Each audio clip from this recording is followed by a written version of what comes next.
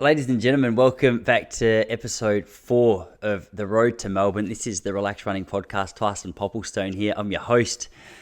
Good to be back here with you. Quite a few of you have been asking about the next update for the Road to the Melbourne Marathon. If this is your first time listening to this podcast, the Road to Melbourne is essentially my journey, my recordings, my updates on my marathon preparation for the Melbourne Marathon 2023. For those of you who haven't been around for a while, you might not know my background in the sport was more in the middle distance kind of area. I was a track runner predominantly, sort of 1500 to 5K. I ran 349 for 1500, 810 for 3K, 1424 for 5K. I did a 10K on the road, 3053. Once you start getting into the latter stages, I look back now at those times with more respect than I had for them at the time, but I never felt like at the time I really nailed the longer distances, and I hadn't really had that much of a desire to get back into the competitive side of running. But having been coaching athletes now for quite some time and just having my foot in the door and constantly writing training programs, I noticed that every time I was writing a training program, I was like, oh man, I miss this. I really want to get back involved in the sport in some capacity. And I thought, well, the marathon's the event that I would really like to do. And so in January this year, I decided to tie up the laces, or I got out there unofficially just to start doing some more structured training. I've always been running, so I officially retired from running in about 2013 or 2014. But all through that time, I've been running fairly consistently, probably at least 2 or 3 times a week. Still been going to the gym and maintaining a really active lifestyle. So it's not like I'd let my fitness slip necessarily, but in terms of just the load that goes on your body, in terms of the structure that goes into trying to run a good marathon, in terms of the preparation, the planning, the fueling, the hydration, there were a heap of things that I was excited to get back into. And so I tell you one thing, let's just start here, because a lot of you who have listened to the first few episodes would know that this perhaps hasn't gone quite according to plan just yet, in the sense that I thought these Road to Melbournes were going to be updates on training, and to an extent it is, but I thought it was going to be an update on how training is going, how the long runs are going, how I'm finding the fueling and the hydration and all of that. Unfortunately, what it has been about is me trying to navigate my way through a whole series of calf strains. And I think, which is a really strange thing to say, and I'll break this down in a minute, I feel like I'm in a really good place right now, which is so strange. I will break that down, despite the fact that yesterday I triggered another little calf strain. Perhaps I'm being overly optimistic. I don't think so. I think I've finally cracked the code. And I've said that before, but I've done a little bit of research. I sat down last night and I was like, okay, what is actually going on here? And we'll break that down in a minute. But essentially, what I've realized is that I'm so glad I started the preparation when I did. Originally, I thought, all right, I'm just going to do a 16-week build-up and we'll get into it. I have been absolutely mind blown at how much I've had to learn and how much this sport continues to teach me. When I used to run, I was very, very lucky. Like when I was competitive, I was incredibly lucky to have only a few injuries in my time. I had a couple of health issues in terms of sinusitis and in terms of some allergies and things that took me a while to get my head around. But in terms of my actual body's ability to absorb training, this is a foreign thing to me. So having been away from competitive sport for close to 10 years now, coming back in and actually having to deal with calf strains, I tell you what, I'm just going to fix this curtain because that sun's hit me in a funny... There we go. That's better. That was just for the YouTube listeners, in case you're just listening to this on audio. In terms of having to deal with injuries in my running career, it was just foreign. I may as well be a brand new athlete when it comes to dealing with this particular injury in the calf strain. So I'm going to break that down for you in a minute. But long story short, the official training, it sort of started in January. I'm aiming now to have a really good, solid 16-week build-up. So let me just give you a bit of background if you're new here. So started my training in January. I was training about 3 or 4 times a week, just trying to lay a foundation until February the 8th, Wednesday, February the 8th. I was flying along. Progress was really good. I was amazed at how quickly my fitness was improving. It was maybe almost it sounds funny to say, but I think my aerobic fitness improved a lot quicker than my actual body's ability to absorb the work. So I noticed the oxygen was being delivered beautifully around my body. I was feeling good in the sessions, but I think my body was a little bit like, hang on, Tyson, you need to build me up to this. It's been a long time. So I was doing 6 by a K on Wednesday, February the 8th, and with 100 meters to go of my last rep, I pinged my right calf, my gastroc, and I was like, this is strange. I'd never really done it before. And I thought, okay, I guess I'll just rest it for a couple of weeks. And so I sort of did that, had a few days off, got back into running. Then on Sunday the 26th, so like 2 weeks later, that same injury kicked back. At the time, it was sort of presenting itself in a different part of my Achilles. Originally, it felt like the tear was up in the gastroc, and then this one felt like it was down in the Achilles tendon. So I was like, I'm getting Achilles tendonitis now. How inconvenient. So looking back, I'm like, oh no, that was 2 weeks. I clearly, it's the same injury. So that gives me a little bit of confidence. This is going to sound ridiculous because we've still got a few pings to go just yet. So essentially, I've done that same injury twice. 2 weeks, I've realized now was nowhere near enough time to be getting back into what was a 20K run. Stupidly as well, or perhaps it's stupid in hindsight knowing what I know now. At the time, I was like, okay, I've got this real bad calf pain. That started to kick in at about 5K into that 20K run. I was like, I'll just see how it goes. It didn't feel like it got worse. It was pretty uncomfortable, but I was like, maybe I just got to learn to run with a bit of discomfort. That was a problem. Then Wednesday, March the 6th. So what's that? 8 days after I did the right one, I remember being down at a footy oval and I could feel myself holding my weight differently. I was running barefoot as well because it's just something I've always liked to do. Never had an issue with it. I was just running laps of a footy oval, pinged my left gastroc, and I was like, okay, I think I was just overcompensating for the fact that I'd hurt my right one. And then again, I thought I hadn't done much research. I was like, all right, I guess I just get back into it and do my best to make things work. Sunday, March the 19th, right calf, still not back. And this is all the same injury. It's all the same injury. And then from there, I was like, all right, I'm really going to build up well. I'm actually going to build up nicely. I'm not going to overload myself. I'd done some research. I'd listened to some people. I'd spoken to a physio. I'd got some professional guidance here. And I started to just build back up slowly. And then I had about 7 weeks of uninterrupted training and just made a small error, a real small error. But I mean, that's the nature of the game. On Monday, May the 8th, so it was the day after I'd done a 20K long run, felt fantastic. I was on that long run. I was like, okay, I'm back. Like, this is so nice just to be back running completely pain-free, flowing along. I think I was averaging 4:32s and it just felt like I was just jogging, which was amazing. The day after came out, probably a little fatigued. I was going to go to the gym. And because it was usually my off day, but I'd been inside all day and I was like, I don't want to be inside. I want to go for a run. So I just went out, and about 4K into that run, I was like, there's a little bit of tightness. I'm not 100% sure what's going on there. I don't know if it's the same pain as I've had. It was, long story short, finished that run, another little calf ping. It was so minor. That I think I was a little impatient. And yesterday, Tuesday, May the 23rd, I went out for a very slow run. It was my second very slow run after building back, perhaps a little too quickly. Again, my left calf. And so here we are. And so I started this podcast saying I'm strangely confident. You're probably sitting there going like, how could you possibly be confident after what you just explained to me then? There's a couple of reasons I'm confident. First of all, I've seen the mistakes I've made. I've got it written down on paper here. I can see that it's not 7 different injuries. It's the same injury that hasn't been taken care of properly a couple of times. And so with that said, I know how to return properly. I know some of the mistakes that I've been making. So right now, I'm going to have about 6 to 7 days completely off running. I'll keep doing my swimming. I'll keep doing some elliptical. My goal now is, just keep that aerobic fitness strong. So I'm gonna keep that part of my body well trained. But at the moment, my calves are like, Pop, mate, we need a break, mate, and we need to return in a different way to what we've been returning. You need to slow it down. Frustrating thing here with hindsight, I've had a couple of people message me about my calf injuries and say, hey, you just need to return slowly. And I thought I was, but it turns out the speed at which I was returning was still perhaps a little bit too quick. So here's my plan. June the 25th is 16 weeks out from the Melbourne Marathon. 16 weeks is still 4 months. The next week I'll have, as I said, rest the calves in terms of running. And then next Tuesday, I'm booked in for a massage with Brad at InMotion Remedial Massage, I think it is. He's a running coach as well. He's also super good with his hands. He does some dry needling.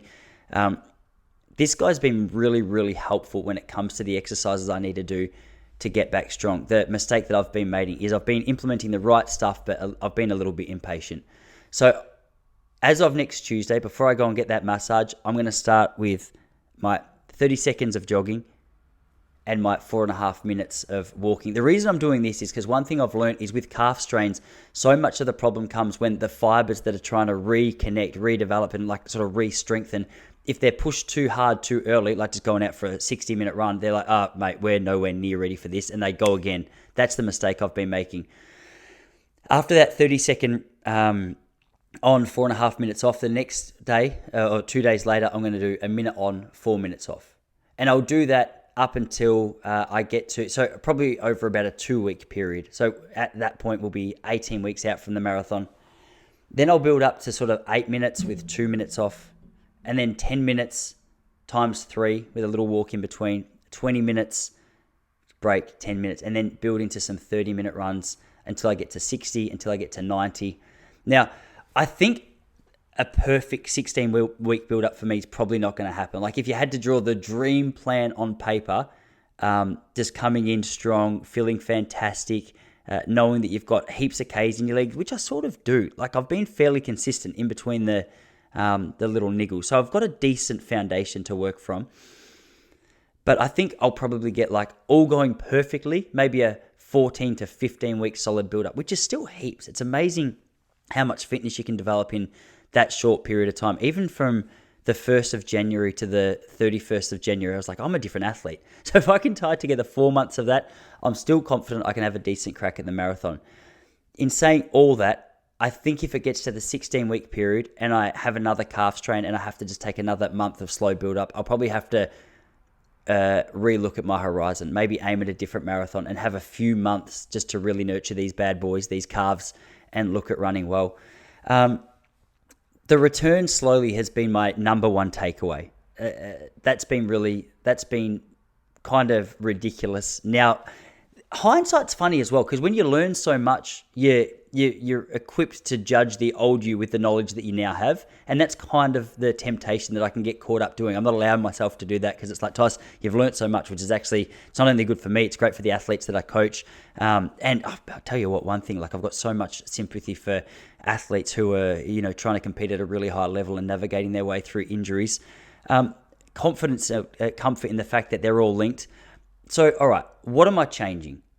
Well, yesterday I went down to, what's it called? I've completely blanked. I can see the logo. The Inside Running Boy, Moose. He's got the jogging room, is it? The running room. I've completely blanked. I'm so sorry. I'm going to find this because I feel bad that I'm not giving him a proper shout out. If you Google Moose and Google his running store, I'm sure that'll come up. If it doesn't, I'm sorry. So I went down to visit his store yesterday. I got one of the girls. I think her name was Jazz. Am I making that up? I could be. It appears as though, you know what? Give me 1 second. I'm just going to find this out because I feel ridiculous that I haven't given the exact name. The running room. Sorry for all of you who are just sitting there going, Tice, it's this, the jogging room, Geelong. I mean, the running company. Come on, Tice. The running company. I was down at the running company. They were unreal. Really good to get back down to a store that they had all the latest shoes, had some pre-posters in there. They had some old school shoes, some new shoes. It was like a minimalist vibe. It was clean. The staff were good. They got me on the treadmill. They looked at my my gait, essentially, or the way that my feet land. And I've ended up in a pair of these Saucony Shift or Endorphin Shift 3s, I think they are. Yeah, Endorphin Shift 3s, size 10.5. I was tossing up between these and a couple of others. So essentially, they're a neutral shoe. The girl who looked at my foot said, hey, you're fairly smooth in terms of your pronation. There's not a whole heap going on there. These are going to be good. Now, that's one thing that I probably needed to change a lot earlier as well.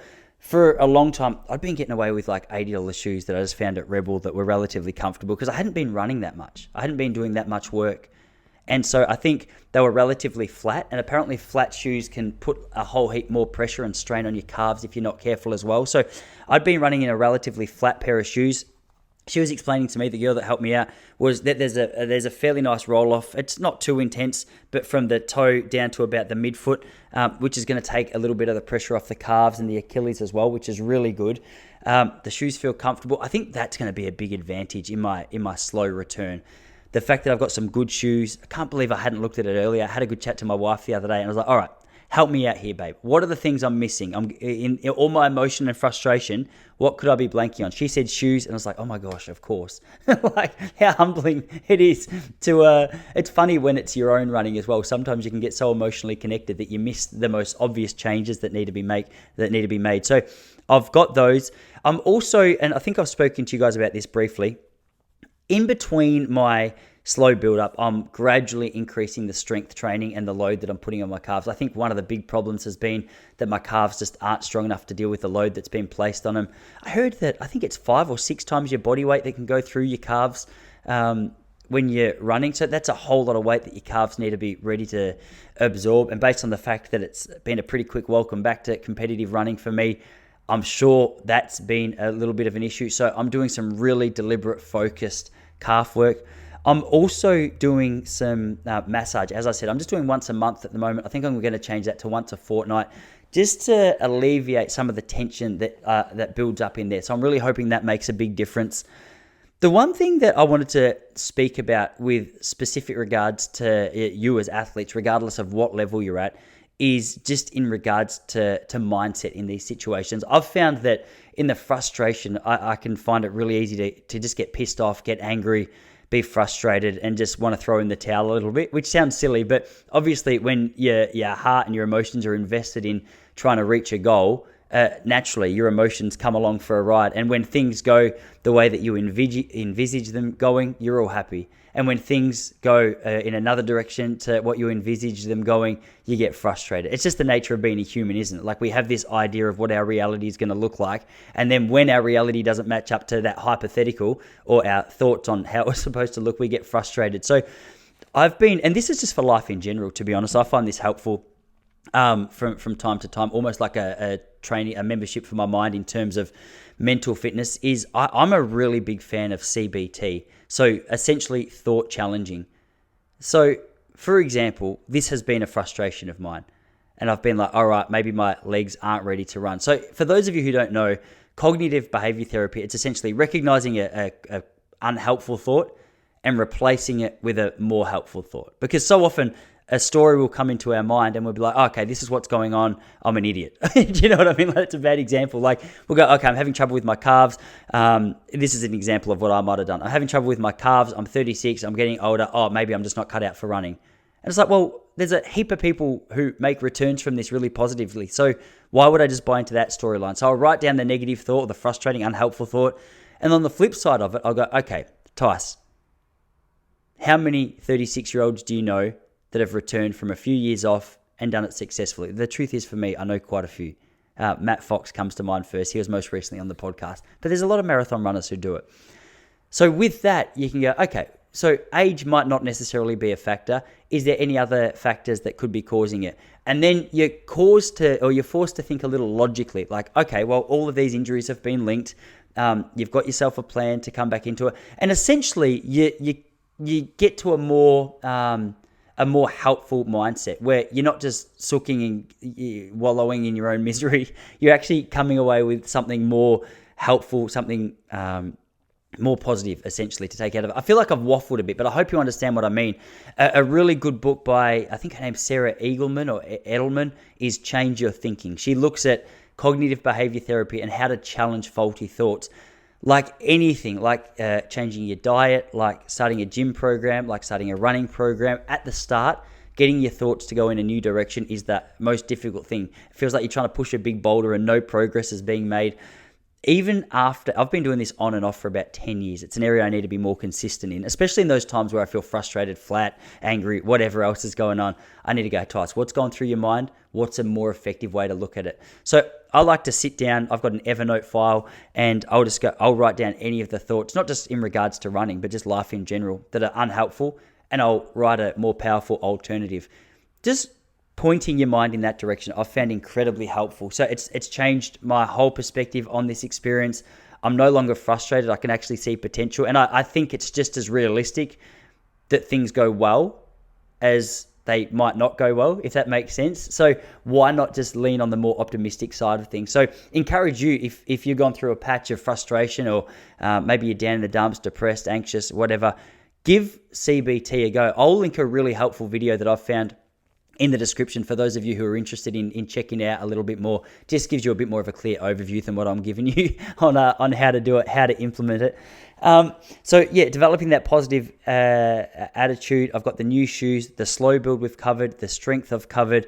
The longer time frame I touched on briefly. Essentially, if this doesn't work out, who cares? I'm 36. I've got, I can run marathons for the rest of my life if I want. So I've got plenty of time to be able to get my head around this. And in 4 years, I bet you, as I'm talking to you guys on here, I won't even really clearly remember this frustrating build-up. And the truth is, like, come October the 16th, the day after the race, who's to say I don't run a great time and look back and go, oh, it all worked together well? I mean, that's also an alternative or an option as well. So in the frustration now, I don't want to lose sight of the fact that things could go really well. I could also, if it's not as smooth, just readjust my goal. At the moment, I said I wanted to run 240 or sub 240. I think that requires a really good build-up. But maybe I go, okay, I want to break 250. Just depending on the actual build-up, we've got to just dance and maneuver our way through that.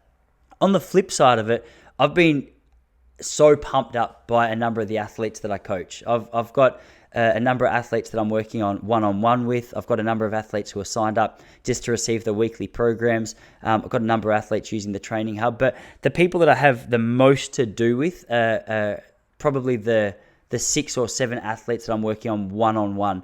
Now, these guys have been inspiring to me, especially, they're all inspiring in a way. Brock is a particular guy. He lives here in Melbourne, training for the Melbourne Marathon.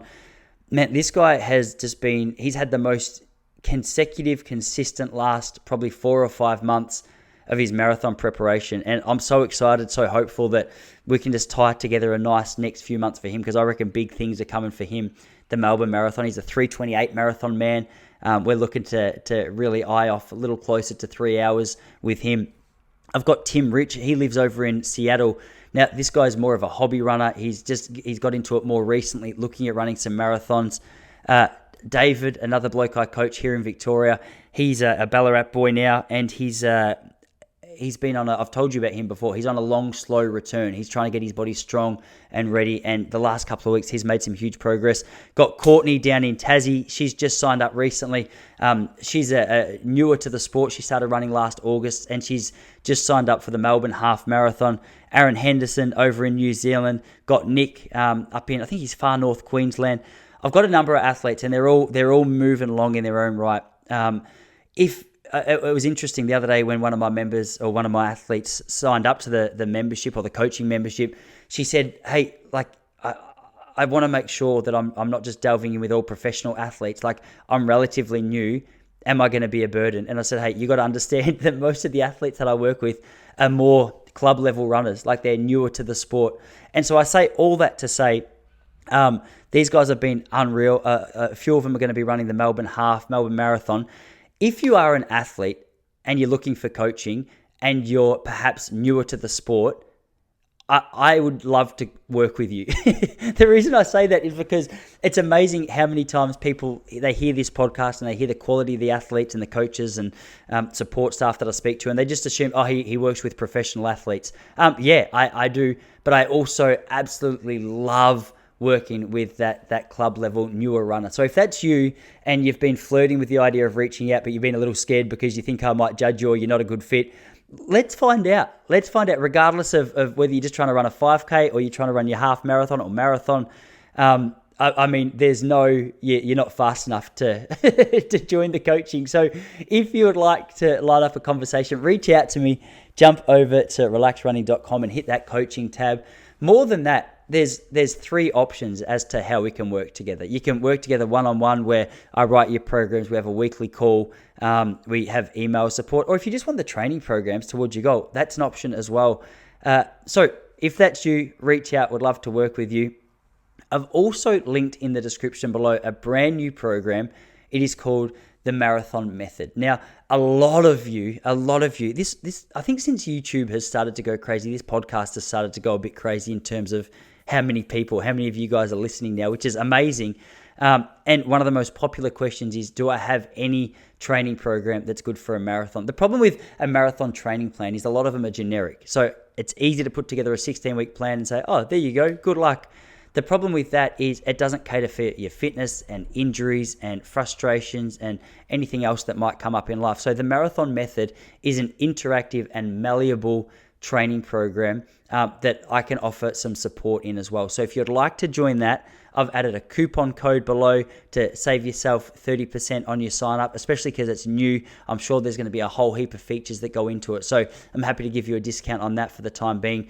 It's a 16-week interactive training program. So it'll lead you up to your marathon. There'll be an email support thing there. So if you've got any questions about how to make it a little more specific to you, I'm happy to help you out there.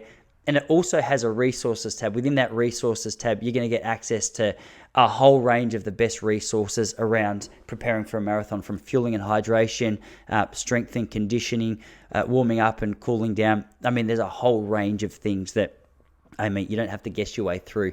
I just wanted to collate it all into one page so that any of the marathon members can go, oh, sweet, all right, that's what I'm about. And there's also discounts to a whole range of our other products in there as well. So the link to that in the description below. You also get access to the training. You'll also get access to the 16-week training block, as I mentioned. So any questions, feel free to yell out. I hope that was a nice little update. I'm hoping that with about 16 weeks to go, I can come back with a more positive, not more positive, what can I say? A more consistent running, you know what I'm trying to say, don't you? I can come back with a more consistent running approach. I think that makes sense. I'm struggling a little bit here today, but thanks for your patience. All right, guys, happy training to you all. I hope your running's going well. As I said, reach out if I can be of any help to you. Jump over on YouTube if you haven't already. Check out our products there. For more, go to relaxrunning.com. All right, I'll see you all here again next week.